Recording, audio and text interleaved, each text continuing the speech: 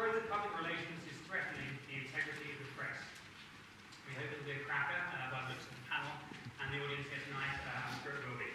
I'm Martin Moore, I'm Director of the Media Standards Trust. If you haven't heard of us, because we're new, a new, freshly minted, independent, non-profit organisation that promotes high standards of news through events like tonight, through the Orwell Prize for Political Writing and Journalism, and through very useful websites like journalistic.com that we have acquired for our listeners. Journalism and public relations have, shall we say, a complicated relationship. The phrases mutual need and mutual aversion spring to mind. Are they siblings or rivals or both? It's a silly notion that we're in the same business, John Humphrey said in 2006, because we're not. Good journalists are in the business of revealing, and PRs are in the business, frequently, of concealing. Well, tonight we're in the business of revealing, not concealing. To kick off the revelations and to introduce the panelists and chair the panel, I'll now hand over to Trevor Morris, the Visiting Professor of Public Relations at Westminster University. Thank you very much, Martin. Good evening, everybody. Sorry for the slight delay in starting. And can everyone please turn off their phones? Social ritual. Thank you very much for coming here this evening. Just quickly explain the running order. Each of the speakers is going to have 10 minutes, going to be very strict on the... Oh, looks like I just turned mine on rather than turned it off. So can you turn your phones off rather than turn them on? Thank you. Each of the speakers is going to have 10 minutes. I'm going to start with Nick, and I'll introduce the speakers in a minute, then move over to Lord Bell. When we've done all four of the speeches, we're then going to open it up to the floor. If you ask a question from the floor, and we should have about half an hour to do that, please can you make it a question rather than a long statement? And can you also please say who you are and where you're from, so people have got sort of some idea to contextualise your question. Okay? Should be finished around about 8 o'clock. At 8 o'clock, there are two things happening. Firstly, Nick Davies will be signing his book. He's obviously a master of public relations and sales, as you can see.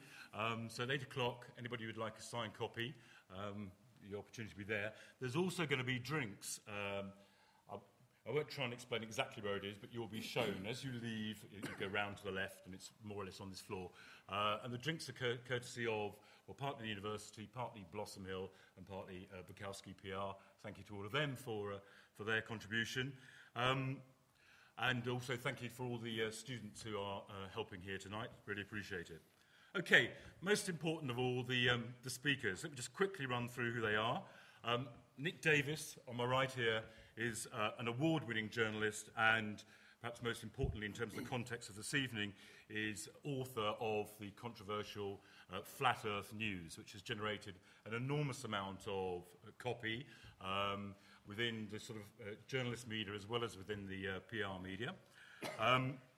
Roy Greenslade, sitting immediately to my right, former editor of the Daily Mirror, indeed had a whole range of very senior press posts, now a professor in journalism at City University and indeed still writes, as I'm sure you're all aware.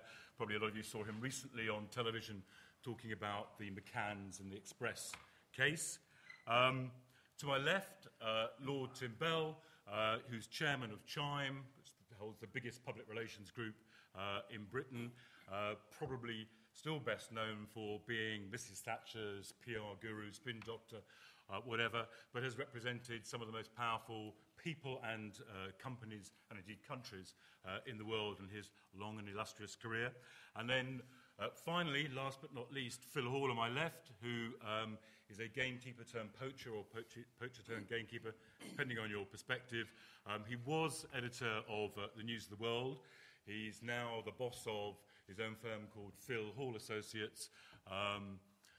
Most recent media profile perhaps was relating to Mucker, Heather Mills, who quite understandably he found a rather difficult client and moved away from. Has an awful lot actually of much more interesting clients than that he may come on to mention.